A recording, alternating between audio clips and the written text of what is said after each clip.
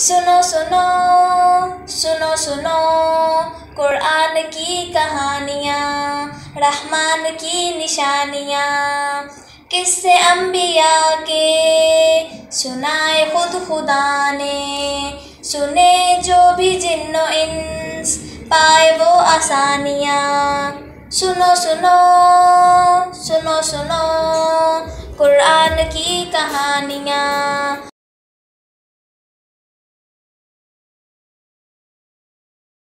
अस्सलाम वालेकुम वरहमतुल्लाहि वबरकातुहू। बहुत ही प्यारे हंसते मुस्कुराते साथियों, सिलसिला कुरानी कहानियों में खुश आमदीद, जहाँ आप रोज़ाना सुनते हैं रंग बरंगी पुरानी तारीख़ी सीखती सिखलाती सच्ची कुरानी मज़ेदार कहानियाँ। और कहानी सुनने से पहले आप अपने तमाम काम अच्छे तरीक़े से मुकम्मल कर लेते हैं। और एक नया काम भी तो हमने सीखा था कि कुरानी कहानी सुनने से पहले हम दुआ ज़रूर किया करें कि अल्लाह ताला इसे हमें अच्छी तरह समझने की तौफीक भी दे और हम इसे याद भी रख सकें और फिर इससे सबक सीख के हम कोई अच्छी बात और अमल भी कर सकें। हम सुन रहे थे 12वें सिपारे की ऐसी कहानी जो कि अहसनुल क़सस थी, यानी कि सबसे अच्छी कहानी थी। और ये कहानी थी एक सच्चे ख्वाब की जो देखा था हज़रत यूसुफ़ अलैहिस्सलाम ने, और वो ख्वाब किस तरह से पूरा हुआ था ये हम सुन रहे थे। हम पहुंचे थे कि हज़रत यूसुफ़ को जब कुएं से निकाल लिया गया और उन्हें ला के बेच दिया गया तो उन्हें ख़रीदा अज़ीज़ मिस्र ने, यानी कि मिस्र के गवर्नर ने, और उसने उन्हें अपना बेटा बना के बहुत ही प्यार से पाला। हज़रत यूसुफ़ अलैहिस्सलाम देखने में तो खूबसूरत थे ही, मगर अखलाक के भी बहुत ही अच्छे थे और बहुत ही नेक, अक्लमंद और समझदार थे। सारे लोग उनसे बहुत मोहब्बत किया करते थे। अब हुआ ये कि अज़ीज़ मिस्र की जो बीवी थी जिसका नाम ज़ुलेखा था, उसने सोचा कि ये तो जो है ये एक बच्चा है और इसको हमने ख़रीदा है तो मैं इससे जो भी बात कहूँगी ये आराम से मान लेगा। तो उसने एक मंसूबा बनाया और उसने सोचा कि मैं यूसुफ़ से कहती हूँ कि हम मिलके चोरी कर लेते हैं और अज़ीज़ मिस्र को नहीं बताते। जब उसने यूसुफ़ से ऐसा कहा तो यूसुफ़ कहने लगे, माअल्लाह, खुदा की पनाह, मैं ऐसे कैसे कर सकता हूँ।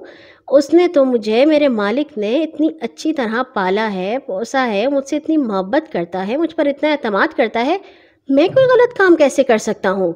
ज़ुलेखा ने कहा, अरे कोई बात नहीं, उसे नहीं पता चलेगा।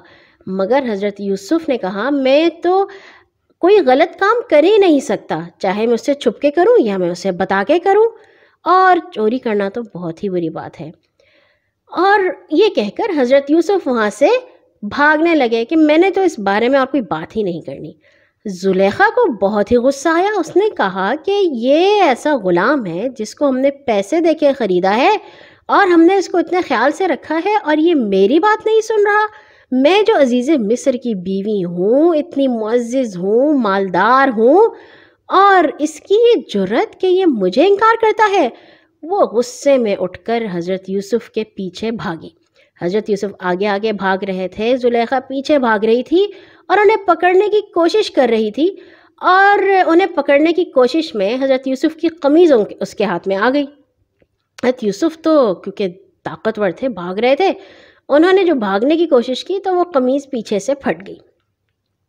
और जब वो पहुँचे दरवाज़े तक तो हज़रत यूसुफ़ ने दरवाज़ा खोला कि बाहर निकल सकें, मगर बाहर तो खड़े थे अज़ीज़ मिस्र, यानी कि वो हज़रत यूसुफ़ के मालिक और उनके साथ उनका एक रिश्तेदार। अब जब उन्होंने देखा और दोनों को दौड़ते हुए, तो वो बड़े हैरान हुए कि ये क्या हो रहा था। इससे पहले कि हज़रत यूसुफ़ कुछ कहते तो ज़ुलेखा ने बड़ी चालाकी से कहा, इस ग़ुलाम को सज़ा दो, इसको या तो जेल भेज दो या कोई दूसरी सख्त सज़ा दी जाए, क्योंकि ये तो आपके घर में चोरी करने का सोच रहा था। अब हज़रत यूसुफ़ ने कहा, ये बिल्कुल गलत कह रही हैं और इन्होंने ख़ुद मुझे ऐसा कहा था, और जब मैं बचने के लिए भागा तो इन्होंने मेरा पीछा किया और मेरे कपड़े भी फाड़ दिए। अब अज़ीज़ मिस्र तो दोनों की बात सुनकर हैरान रह गए کیونکہ وہ یہ بھی نہیں سوچ سکتے تھے کہ زلیخا نے جھوٹ بولا ہے، اور یہ بھی سب کو پتا تھا کہ یوسف تو کبھی بھی جھوٹ نہیں بولتے۔ تو پھر اس نے کہا کہ یوسف میں کس طرح یقین کر لوں کہ تم سچے ہو؟ تو اب حضرت یوسف سوچ رہے تھے کہ جو ان کے ساتھ جو شخص آیا تھا اس نے کہا کہ ہم دیکھ لیتے ہیں۔ یوسف کہتا ہے کہ اس کے کپڑے پھٹ گئے ہیں، اگر اس کی قمیض آگے سے پھٹی ہے تو اس کا مطلب ہے کہ یوسف نے جھوٹ کہا ہے اور زلیخا نے سچ کہا ہے، اور اگر اس کی قمیض پیچھے سے پھٹی ہے تو اس کا مطلب ہے کہ یوسف نے سچ کہا ہے اور زلیخا نے جھوٹ، کیونکہ اگر یوسف بھاگ رہا تھا اور زلیخا اسے پکڑ رہی تھی تو قمیض پیچھے سے ہی پھٹنی چاہیے۔ اب جب انہوں نے دیکھا تو حضرت یوسف علیہ السلام کی قمیض پیچھے سے پھٹی ہوئی تھی۔ انہیں سب کو پتہ چل گیا کہ حضرت یوسف جو ہے وہ سچ کہہ رہے ہیں اور زلیخا نے جھوٹ کہا ہے۔ عزیز مصر نے جب یہ دیکھا تو اس کو بہت غصہ آیا اور کہنے لگا، یہ تو تم عورتوں کی مکاری ہے، چالاکی ہے، تم تو بہت ہی زیادہ، تمہاری مکاری سخت ہوتی ہے۔ یوسف تم اس بات کا خیال نہ کرو، اس کو جانے دو، معاف کر دو، اور زلیخا تم اپنے گناہ کی معافی مانگو، اس لیے کہ تم نے ہی غلطی کی ہے۔ کیونکہ وہ تو عزیز مصر تھا نا، تو اس کے لیے تو یہ بہت ہی بے عزتی کی بات تھی کہ اس کی بیوی کے اوپر الزام لگے اور سارے لوگوں کو پتہ چلے۔ تو اس لیے اس نے کہا حضرت یوسف کو کہ آپ جانے دیں، اور زلیخا کو کہا کہ تم معافی مانگو۔ مگر ہوا یہ کہ یہ واقعہ چھپ تو نہیں سکا، اور سارے شہر کے جو بڑے بڑے گھر تھے وہاں کی عورتوں میں مشہور ہونے لگ گیا۔ سب کہنے لگیں کہ یہ عزیز مصر کی جو بیوی ہے یہ اپنے غلام کو ورگلانا چاہتی تھی۔ کتنی حیرت انگیز بات ہے، ایک غلام کی وجہ سے اس کی اتنی بے عزتی ہوئی ہے۔ جب زلیخا نے یہ بات سنی تو ان عورتوں کو ایک دعوت بھیجی اور ان کے سامنے پھل رکھا اور ہر کسی کو ایک ایک چھری دی۔ پھر حضرت یوسف سے کہا کہ آپ ذرا یہاں پہ کام چیزوں کو سرو کرنے میں میری مدد کر دیجئے۔ اب جب عورتوں نے حضرت یوسف کو دیکھا تو حضرت یوسف تو آپ کو جانتے ہیں نا، دنیا کے سب سے خوبصورت شخص تھے، ان جیسا خوبصورت نہ ان سے پہلے کوئی تھا اور نہ ان کے بعد کبھی کوئی ہوا۔ انہیں دیکھ کر عورتیں بالکل حیران رہ گئیں، کیونکہ انہیں لگا کہ یہ تو کوئی انسان نہیں ہے، یہ تو پتہ نہیں کوئی فرشتہ ہے جو کہیں سے آیا ہے۔ اور اسی حیرانی میں پھل کاٹتے کاٹتے انہوں نے اپنی انگلیاں ہی کاٹ لیں، اور پھر اس کے بعد وہ کہنے لگیں کہ یہ یوسف جو ہے یہ تو بڑا کام کا بندہ لگتا ہے۔ اور پھر ساری نے کوشش کی کہ وہ ان کو جو ہے وہ ان سے دوستی کریں اور اپنے اپنے کاموں میں لگائیں۔ جب اس طرح کے واقعات بہت بڑھ گئے تو لوگ بڑے حیران، بڑے پریشان ہو گئے، جتنے بھی وہاں کے وزیر تھے اور بڑے بڑے جو تھے گورنر تھے، انہوں نے عزیز مصر سے مشورہ کیا اور کہا کہ اس معاملے میں ہمیں کچھ کرنا چاہیے۔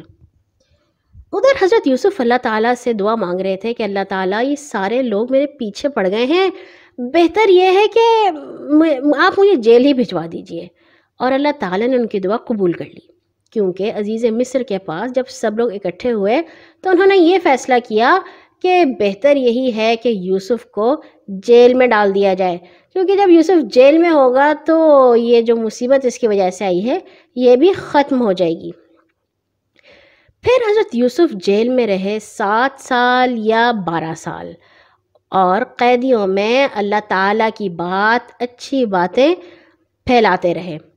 تمام قیدی آپ کے اچھے اخلاق اور آپ کے کردار اور آپ کے بہت ہی اچھے دوست بن گئے، آپ کو بہت پسند کرنے لگے۔ اب ایک جیل میں ایک بڑی ہی عجیب کہانی ہوئی۔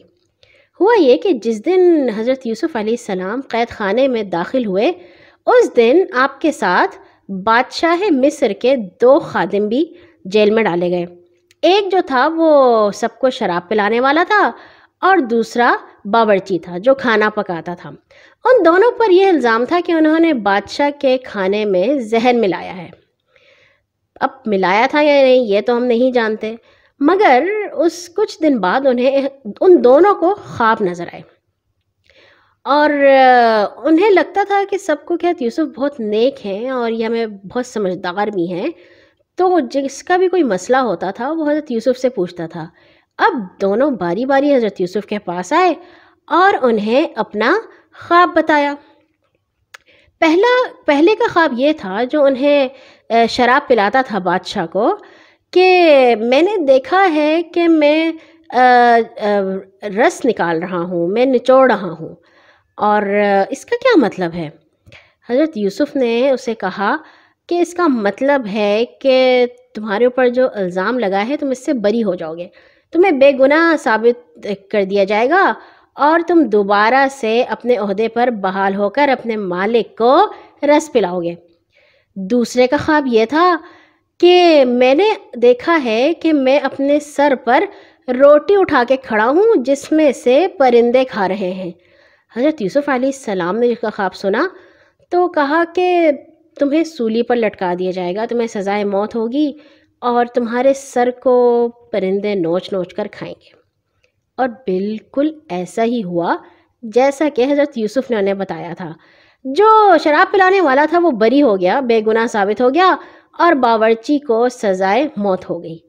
اور اس واقعے کی وجہ سے حضرت یوسف علیہ السلام قید خانے میں معبر یعنی کہ تعبیر دینے والے مشہور ہو گئے۔ اب ہوا یہ تھا کہ جس شخص کو حضرت یوسف علیہ السلام نے کہا تھا کہ تم آزاد کر دیے جاؤ گے، اس سے انہوں نے یہ بھی کہا تھا کہ دیکھو جب تمہیں آزاد کر دیا جائے تو تم بادشاہ سے میری بات ضرور کرنا، میں چاہتا ہوں کہ میں اپنا مقدمہ بادشاہ کے سامنے خود پیش کروں، کیونکہ میں نے تو کوئی گناہ ایسا کیا ہی نہیں ہے کہ میں جیل میں ڈالا جاؤں۔ اس نے وعدہ کیا کہ میں ضرور ایسا کروں گا، مگر جب وہ جیل سے باہر نکلا تو آپ کو پتہ ہے شیطان جو ہے نا چیزیں بھلا دیتا ہے، شیطان نے اس کو بھی بھلا دیا کہ اس نے حضرت یوسف کے بارے میں بات کرنی تھی بادشاہ سے۔ پھر اس کے بعد کیا ہوا اور حضرت یوسف جو تھے وہ بادشاہ تک کیسے پہنچے، یہ ہم سنیں گے انشاءاللہ تعالی کل۔ آج کے لیے اتنا ہی۔ ہر نماز کے بعد اپنے لیے اور تمام مسلمانوں کے لیے دعا کرنا مت بھولا کیجیے۔ اللہ حافظ۔ سنو سنو سنو سنو قرآن کی کہانیاں، رحمان کی نشانیاں، رحمان کی نشانیاں۔